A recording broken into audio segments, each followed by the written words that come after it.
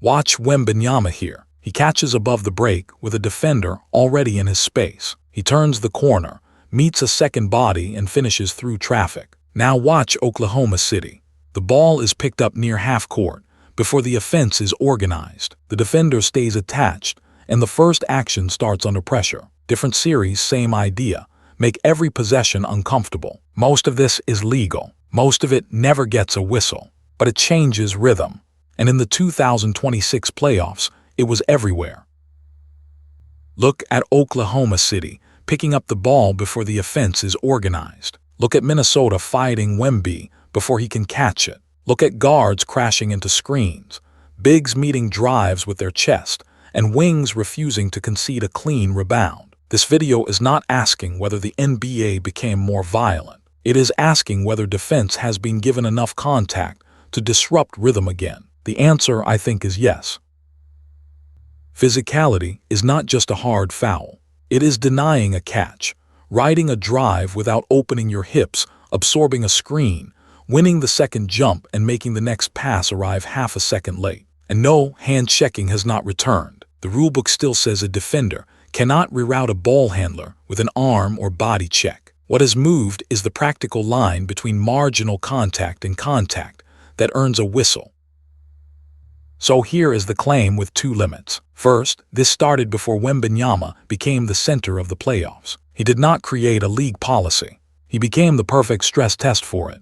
Second, offense is still winning most nights. The regular season remains historically efficient. But when possessions become more valuable in April and May, the evidence says teams are applying more pressure, creating more collisions and forcing more mistakes than they did 2 years ago.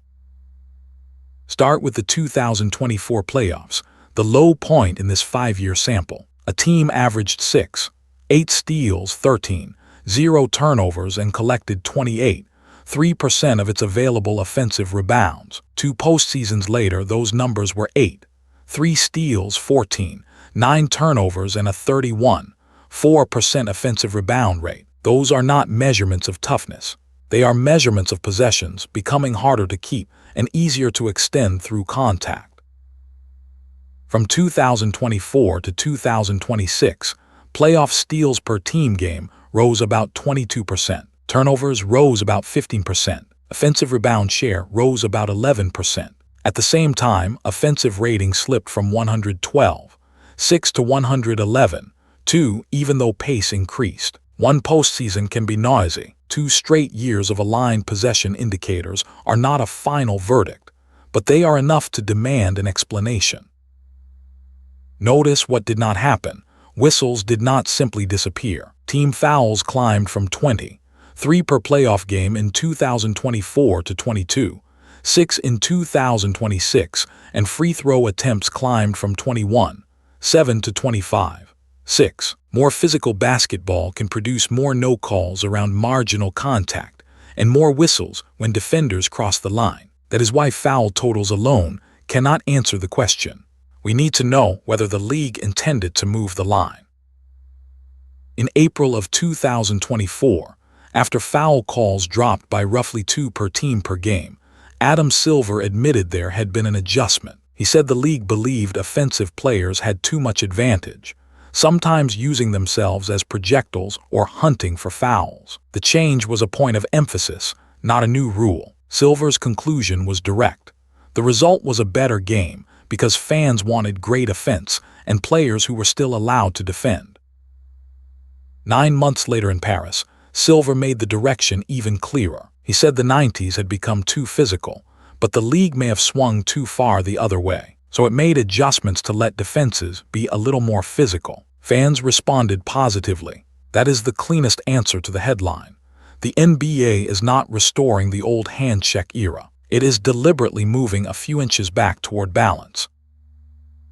Why would the league do that? Because modern offense stretched every advantage to its limit. 5 shooters can pull a defense to the walls. A guard can reject one screen, call for another, and punish the rotation before the low man takes 2 steps. Great scorers learn to initiate contact as efficiently as they initiated offense. If defenders must surrender every small collision, the possession is often decided before the shot. That does not mean defense should just hit harder. It means contact has to happen earlier and with more precision. Meet the drive before the gather, hold the screen line, tag the roller and finish the stop with a rebound. Modern physicality is a coordination skill. One defender absorbs the first action.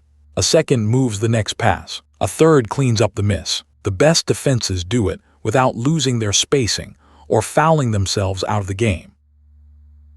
Wembanyama did not start this shift. He arrived as the perfect stress test for it. At 7'4", with guard range and a catch radius that erases normal contests, he punishes any defense that waits politely for him to get comfortable. Once he catches deep, the possession is almost over. So teams fight before the catch, lean on his route, send a second body on the first dribble, and force him to make decisions through contact. Minnesota showed the playbook. McDaniels fronted from the high side. Reed met Wemby early and made every seal a wrestling match. The weak side defender dug at the first dribble, then recovered to the shooter. Across several possessions, the point was not to block Wembanyama. It was to make the entry late, move the catch farther from the rim, and charge a physical tax before his move even began. By Game 4, the pressure had become psychological. At 8:39 of the second quarter, McDaniels contacted Wemby's face. Reed crowded him from behind, and Wemby answered with an elbow above the shoulders. The flagrant 2 was correct. Excessive contact is still excessive contact, but Minnesota had found an emotional edge. Repeated legal and marginal contact changed Wembanyama's decision-making before it changed the box score. His best answer came 48 hours later. Wembanyama returned with 27 points, 17 rebounds and 3 blocks, and San Antonio won by 29. More important than the totals was the response. Earlier seals, quicker releases, and fewer possessions spent arguing with the pressure. He did not beat physicality by becoming the bigger bully. He beat it by making decisions before the second defender could turn contact into hesitation. Then the Western Conference Finals turned the question into a 7-game laboratory. San Antonio brought size, paint pressure, and Wembanyama behind every drive. Oklahoma City brought the defending champions ball pressure, waves of guards, and a willingness to turn every first pass into work. This was not physical versus finesse. It was two modern versions of physical basketball colliding. Pressure against size, disruption against control. In Game 1, the size side landed first. Wembanyama produced 41 points, 24 rebounds, and 9 offensive boards. San Antonio scored 52 points in the paint and won 122-115 in double overtime. Here is the detail that mattered for the next game. Isaiah Hartenstein played only 12 minutes and 10 seconds. Oklahoma City could bother Wemby with speed, but it had not kept enough mass between him and the rim. Oklahoma City changed the body and the pressure. Hartenstein jumped from 12-10 to 27-20, grabbed 8 offensive rebounds and 13 overall. Around him, the guards crowded San Antonio's first pass. The Spurs committed 21 turnovers, which became 27 Thunder points. Oklahoma City committed only 10, worth 10 points the other way. The Thunder won 122-113. The series changed when contact became a system instead of an individual matchup. Watch the sequence in 3 jobs. Hartenstein takes the roll with his chest, so the lob is no longer automatic. The nearest guard crowds the release valve, so the first pass floats instead of snapping. Wallace reads that extra beat and closes the lane. Nobody delivers a highlight hit. Each defender removes a fraction of space, and together those fractions turn San Antonio's clean advantage into a late clock possession. Across 7 games, Oklahoma City averaged 10, 1 steals. San Antonio still averaged 44, 6 points in the paint, and collected 33, 2% of its available offensive rebounds. That is the important contradiction. The Thunder made possessions unstable.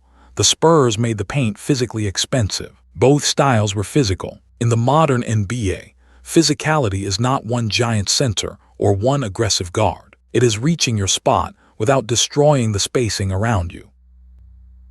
And the series kept answering itself. In Game 4, San Antonio held Oklahoma City to 82 points while Wemby scored 33 and launched a half-court exclamation point. In Game 5, Oklahoma City answered with Hartenstein's 15 rebounds and Caruso's 22 points. This was not a contest decided by one enforcer. It was decided by which rotation could survive contact and still pass, shoot, and make the next read. Game 6 gave us the strongest possession-level proof. Facing elimination, San Antonio held the Thunder scoreless for 7 minutes and 27 seconds of the third quarter, producing a 20-0 run. Wembanyama finished with 28 points, 10 rebounds and 3 blocks, but the sequence was bigger than him. Early resistance, shrinking gaps, finished rebounds, and immediate transition. San Antonio won 118-91 because one stop kept becoming the next stop. Game 7 was not a brawl. It was the mature version of the trend. The Spurs won 111-103, with 7 players in double figures. Wembanyama had 22 and 7. Shai Gilgeous-Alexander had 35. The difference was not who delivered the hardest foul. It was who kept shape under pressure, made the extra pass, and still had legs for the next collision. Physicality had become endurance, organization, and skill under stress. The finals added one more lesson. Physicality is not the same thing as size. Through 3 games, New York had scored only 73 points per chance when Wembanyama guarded the screener in a ball screen for Jalen Brunson. In Game 4, that action generated 34 points on 23 chances, 48 per chance. A 6'2" guard repeatedly forced a 7'4" center to navigate bodies, angles, and second efforts, helping drive a comeback from 29 down. Leverage can be physical too. Now the counterargument. If the NBA is really getting more physical, why did the regular season still produce about 115.7 points per 100 possessions? Why did playoff free throws rise? Because this trend is early, uneven, and strongest when the stakes narrow rotations. Modern offense is still too skilled to be erased. The league has not legalized hand-checking. More aggressive defense creates both live ball disruption and more whistles. Defense has regained inches, not the entire court. That is why the next roster race is not for a generic enforcer. It is for a defender strong enough to absorb contact, fast enough to recover, and skilled enough that the offense cannot play him off the floor. Alex Caruso reads the action. Dort absorbs the star assignment. Dillon Brooks disrupts rhythm and emotion. They are different players, but they fit the same premium archetype. Every championship roster will want one, and probably more than one. So yes, the NBA is getting more physical again. The proof is not one elbow. It is the possession data, the league's own words, and the adjustments that decided real series. And I think this is only the beginning.